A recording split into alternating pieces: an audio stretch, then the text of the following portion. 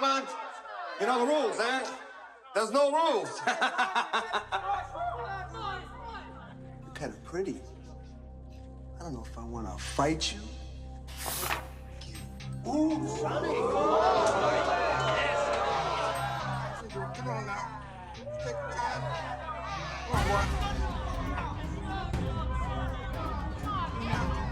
Come on now. That's it.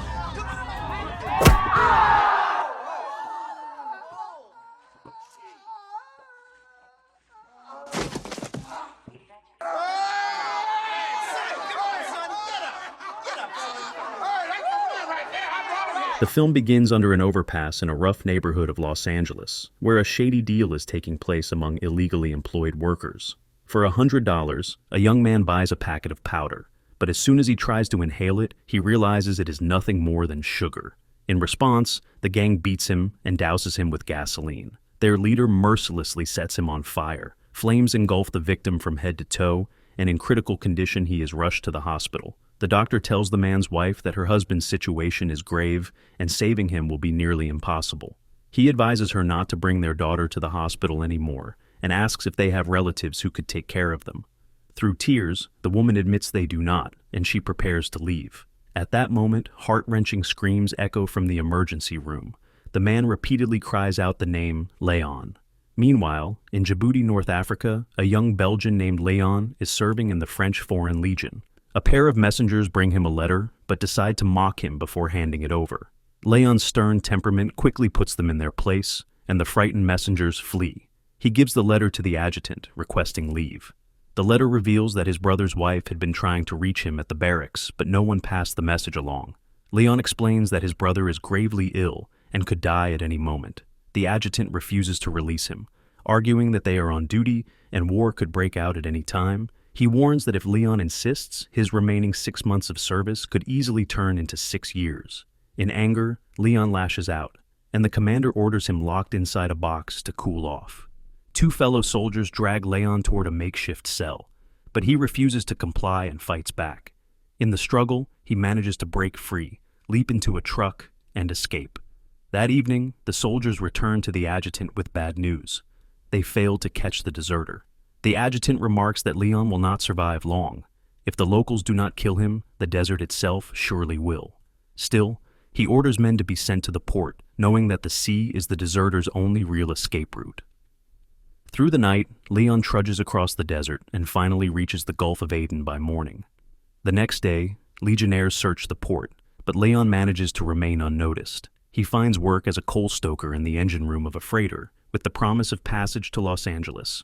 Meanwhile, the adjutant arrives in Paris and reports the desertion to his superior. He insists Leon is most likely headed to his sister-in-law in Los Angeles and requests that the Americans be contacted to issue a warrant. The minister dismisses the urgency, saying he will simply forward a letter of recommendation to the Los Angeles police. If they find time between chasing drug dealers and serial killers, perhaps they will look into it. The adjutant then asks for permission to send legionnaires to the United States, pointing out the Legion's personal interest in recapturing Leon. On the freighter, Leon discovers that the ship will bypass New York without docking.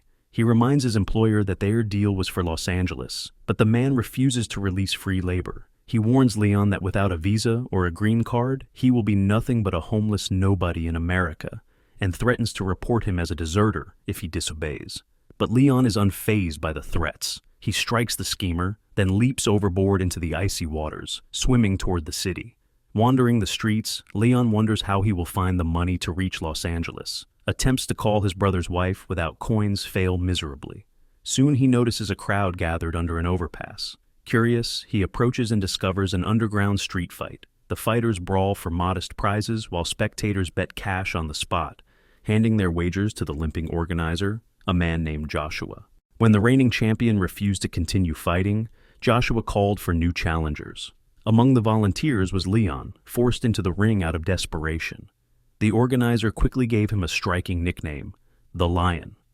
A hulking opponent stepped forward, eager to test the newcomer. Leon dispatched him with ease, and it became immediately clear that these fights had no rules whatsoever. Strikes to the spine and knees were permitted, and brutality was encouraged. Thanks to his athletic skills, Leon swiftly knocked out his opponent, collected his payment, and turned to leave. Joshua, unwilling to let such a profitable fighter slip away, followed him. Over lunch, Leon revealed his goal of reaching Los Angeles. Joshua promised to help, but only after introducing him to the right people. He led Leon to a luxury apartment complex, where they were met by a burly enforcer nicknamed Bulldog. While Leon questioned why they were even there, Joshua insisted that the newcomer was strong and worth presenting to a woman named Cynthia. Bulldog tried to brush them off and suggested they call later, but Joshua stood his ground. Eventually, they were taken down to an underground parking lot where the same kind of fights were being staged, only this time for the wealthy elite. Joshua whispered to Leon that this was his real ticket to Los Angeles. Soon, Cynthia appeared. Arrogant, commanding, and unmistakably in charge, a Dana White in heels. She was introduced to Joshua's recruit, though Leon spoke to her through clenched teeth, unimpressed by the entire spectacle. When one of Cynthia's fighters defeated his opponent, the organizers suggested that Leon step into the ring. For dramatic effect, they gave him the title Lionheart. Most of the crowd scoffed at the unimposing newcomer, but Joshua and Cynthia both wagered on him, knowing what he was capable of. The match ended almost instantly. Leon delivered a low blow and knocked his opponent out cold. One spectator showing off in front of his date loudly claimed he could take Leon down with ease. Leon heard him, and the man immediately paled, realizing he had gone too far. Joshua quickly diffused the situation. Later, in the limousine, Cynthia coldly warned Leon never to touch her clients again. Still, she saw potential.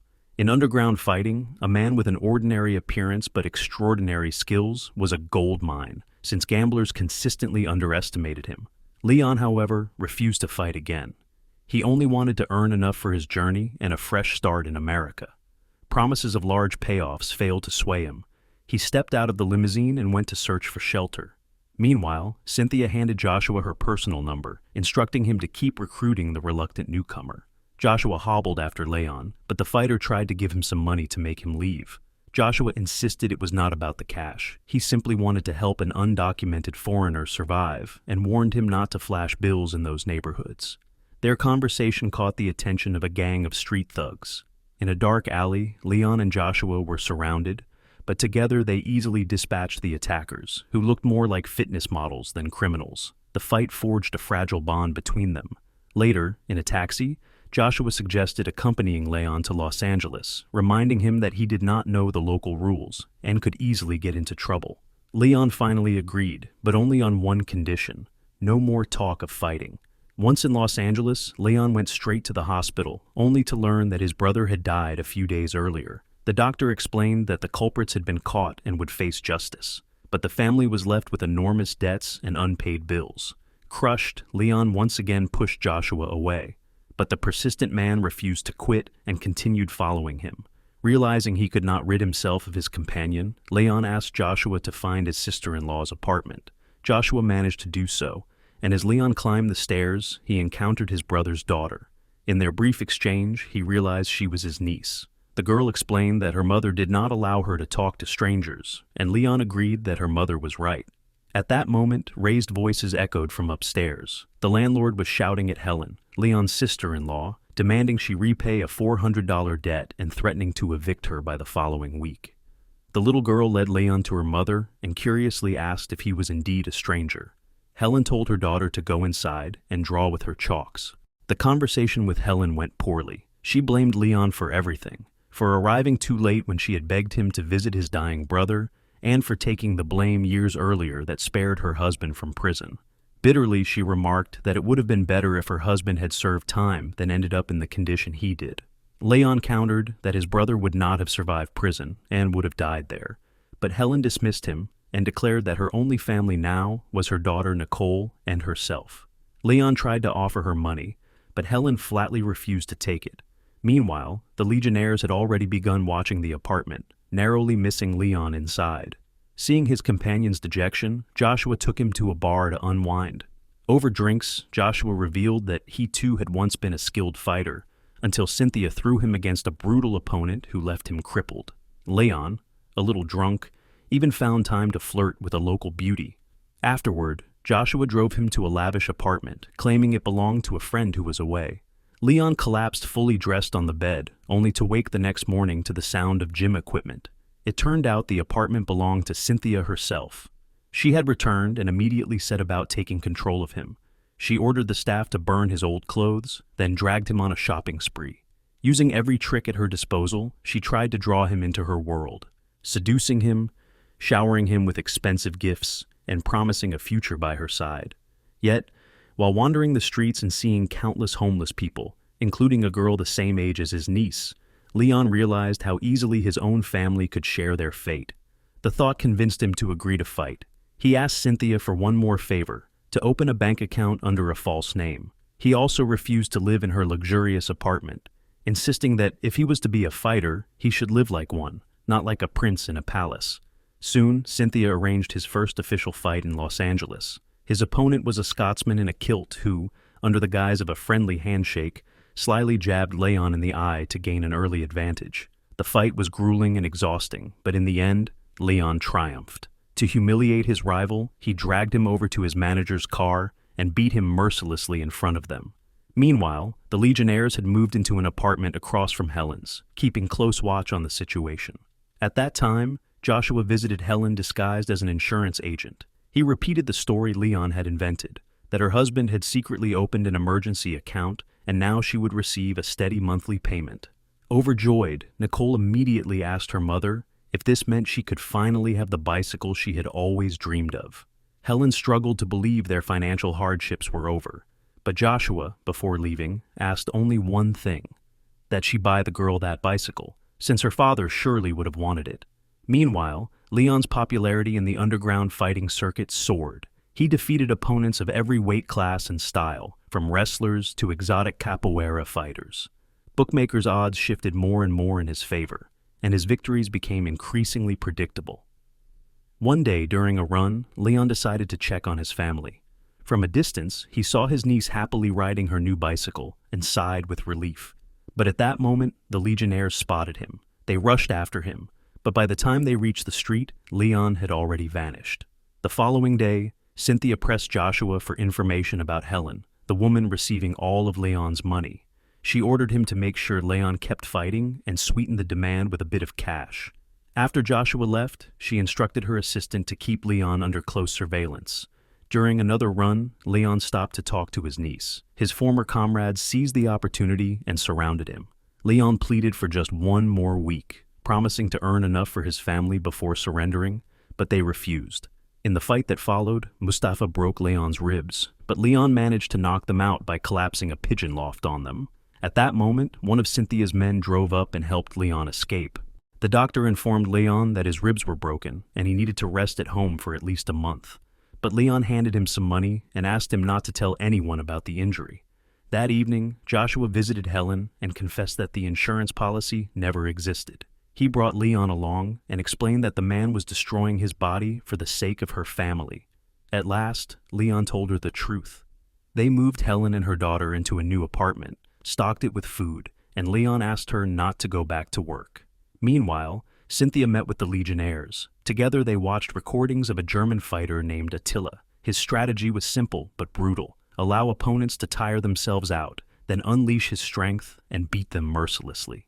He always finished his matches with a signature move, leaving his adversaries broken. After watching the footage, Cynthia proposed a deal.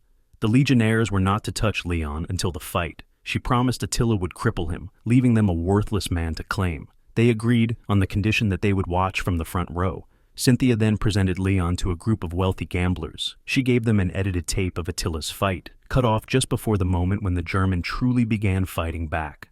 All they saw was Attila being pummeled without resistance. The conclusion was obvious.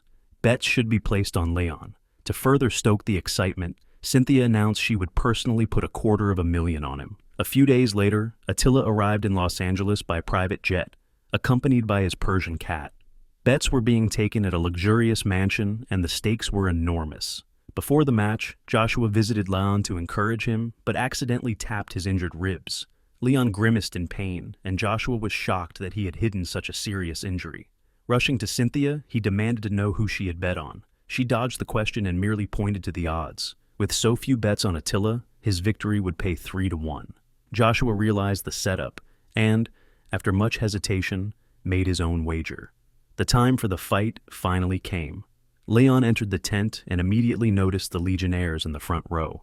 He understood they were in league with Cynthia, and the realization shook his confidence. The bell rang and the match began. As always, Attila allowed his opponent to exhaust himself, taunting the crowd in the process. At one point, Attila struck Leon in the liver and immediately recognized the weak spot.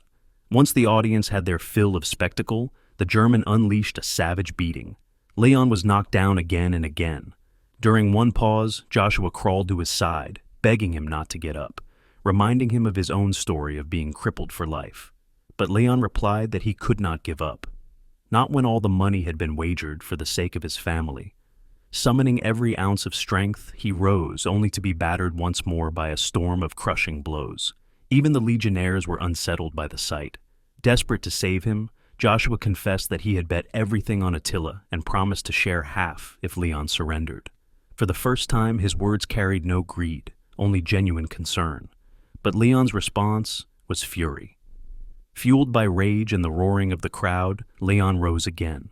With the last reserves of his strength, he fought back. And against all odds, he achieved a stunning and hard-fought victory. Even Cynthia's enforcer, who tried to cheer Attila on, was beaten in the chaos. Cynthia herself was left nearly trembling with panic at the shocking outcome. After the match, the Legionnaires escorted Leon away. Joshua apologized for doubting him, but Leon simply embraced his friend and asked him to care for his family. Cynthia attempted to slip away without paying her debts, but the security team found her and dragged her to the bookmakers. Leon was granted a final farewell with Helen and his niece. The little girl, in tears, clung to him and begged him not to leave. He promised he would never forget her, but admitted he had no choice. The Legionnaires, moved by the emotional scene, placed him in a car and drove away. But only a few meters later, they stopped, opened the doors, and released him. Overjoyed, Leon ran back into the arms of his family.